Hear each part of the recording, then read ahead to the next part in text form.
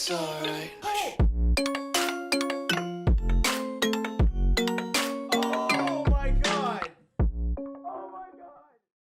Yo guys, what is up? Moxsy on a Borderlands 3 video, and today we're talking about where to farm as Amara. Now there is currently a boss loot event going on that is guaranteeing 100% bosses are dropping their dedicated loot. Now this does not mean, for example, that if you kill Kilovolt, every single kill on Kilovolt he'll drop a Monarch, because Kilovolt has 2 dedicated drops and you are guaranteed to get one of them. Now I would like to make this series for other Vault Hunters, but today we're starting on Amara. Also, showing on screen right now is the weapons that are honestly really good on every character, and I didn't want to include them on each character's list because they're kind of generally good on all of them. I wanted to cover what's specifically good for Amara, what's specifically good for Moze, and I hope you guys enjoyed the video. I hope you find it informative. If you do, be sure to drop a like, comment, and subscribe, and with that, let's get right into it. Alright guys, I'm going to be ranking these farm spots in no particular order, and we'll be going over the best anointments that you guys should be looking out for while you are farming. Now, to start off, we are going to Necrotophail farming Atomic and Celestial. Now, I cannot stress this farm enough. You can find this farm on Tezendir Runes, and with the drop rates right now, they are dropping Spiritual Drivers and Pestilences like crazy, and you can also get a red suit. Now, these 3 items, the Pestilence, the red suit, and the Spiritual Driver, in of themselves together is a build. Now, these items work really, really well. The red suit is amazing for pretty much any radiation build that you're going to want to use, and you should be looking for a plus 50% bonus rad anoint on this.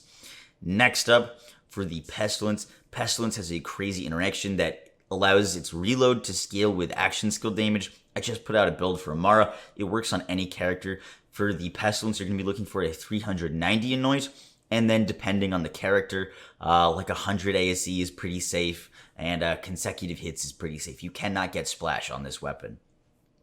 Next up, we have the Driver. Now, the Driver is one of Amara's best class mods. It allows her to run around very quickly, making it a must-have class mod if you want to go places quickly and farm things quickly, and it also gives you a ton of damage. The best anointments or stats for your Driver, you're going to be looking for area of effect damage or splash damage is the best thing you can roll on it. And then you're going to want 3 into Mindfulness is very important. 3 into Mindfulness scales your movement speed and your damage. And then things like cooldown is really, really nice to have on a Driver, and any specific weapon damage is also really great to have. So the next farm that we're going to be talking about that I absolutely recommend for all Amara players is farming Genevieve in Voracious Canopy on Eden 6. Genevieve drops the Reflux. The Reflux, you must be on Mayhem 6 or higher, has been notoriously a very hard weapon to farm. With this update, it is much, much easier to farm the Reflux, and the Reflux also just got buffed where it got bonus chains. It was hurt a little bit by the ASE nerf, and since the recursion was not changed and is still now a lower tier weapon, the Reflux kind of takes its spot. Now, because the Reflux doesn't benefit from ASE chains anymore, the anointment that you're going to want to be looking for on this thing is consecutive hits. Now, whether you want a times 7 or a times 14 is up to you. Times 14 will do more damage but use up more ammo, and the times 7 will do slightly less damage but conserve ammo. I personally like the times 7 for shorter instances of the times 14 for longer instances, for example, times 7 in Slaughter Shaft and times 14 for the Malawan Takedown. Get this weapon for Amara. It works extremely well with Ties That Bind and is a very, very strong mobbing weapon. So the next farm that we're going to be talking about that I absolutely recommend is farming for the Facepuncher. Now, the Facepuncher used to drop from Handsome Jackie. It now drops from Muldrak the Anointed.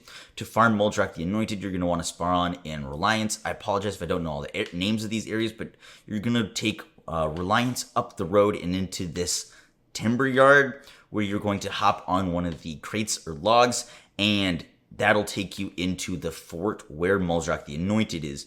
Now, Turnkey Tim also spawns here, who drops the Maggie, so you can kill both pretty quickly. The anoint that you are going to be looking out for on your Facepuncher is 390. 390 is extremely strong with the Facepuncher meta, using it with White Elephants and Groundbreaker.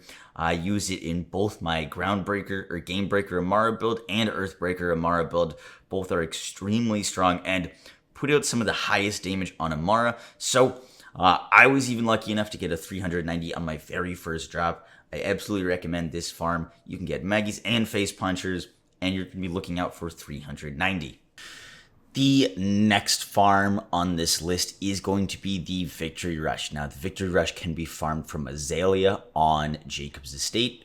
Important note is you need to have done the Witch's Brew side quest, but once you have done this, come to Jacob's Estate right off the gate. If you go to the right, you can get to Azalea.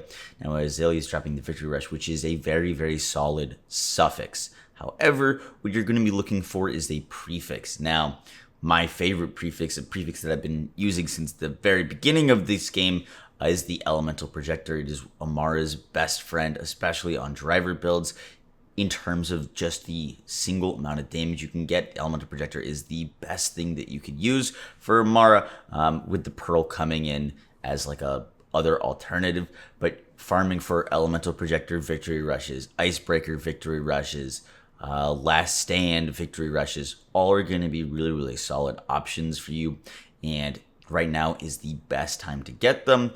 On your Victory Rush, depending on what your build, you're going to be looking for different things, but things like area of effect damage will always be a very, very solid roll.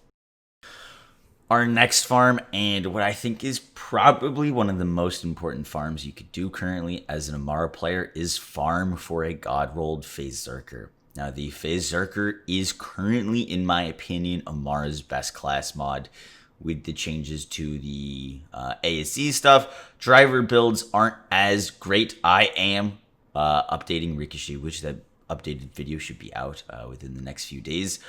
But currently, Facepunkers are great for melee builds. They're great for gun damage builds. They work so well with everything that Amara uses, and it is especially super strong with the Ties That Bind meta that is so prevalent right now.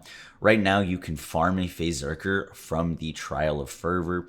Now, I know that it can be kind of a pain to farm an entire Proving Grounds for a class mod, but it is a guaranteed drop right now to get a Facepuncher. You get Facepunkers as world drops all the time, but if you're looking to just try to get a really, really good one, now is your best chance. While you're farming this, if you're rocking a good build, Chaos Queen, Game Breaker, Amara, you can do this in about 3 to 4 minutes and get a Facepuncher every single time. It'll be worth your time, and on your Facepuncher, you're mainly going to be looking for... I don't particularly like having action skill cooldown on my Facepuncher, but action skill damage is nice. Splash damage is going to be really, really nice. If you're rocking melee damage, shotgun damage on a Facepuncher is always nice to have. I always find myself using a lot of shotguns, and SMG damage as well. And yeah, absolutely go get yourself a Facepuncher. Now, our next farm on this list is going to be farming Agonizer for backburners and white elephants. Now, the backburner is one of the strongest rocket launchers in the game. It's amazing for Amara for bossing, and with Amara's splash damage boost and elemental damage boost, it works really, really well, but it works well on all characters. The main reason we are here is for the white elephant.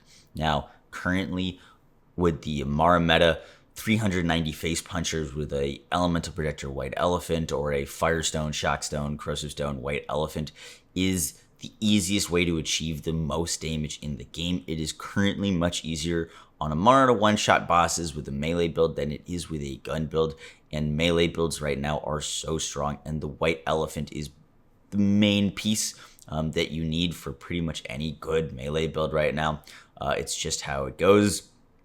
The White Elephant typically has like a 2% chance drop rate from Agonizer. It's really, really hard to farm. However, right now it's dropping like hotcakes, and you should absolutely do this farm if you were planning on using White Elephant builds. Now, White Elephants are good on Moze and Flak and Zane, but they definitely shine on Amara. Your White Elephant, you're going to be looking for a Elemental Projector White Elephant or a Firestone, Shockstone, Corrosive Stone White Elephant with bonuses to melee damage and area of effect damages are the best things that you could roll on that, because both of those are going to directly boost the damage that a White Elephant does, seeing as White Elephants benefit from both melee and splash damage. So that would be the God roll. And while you're doing it, you're also going to get some awesome back burners. So this is a farm well worth your time.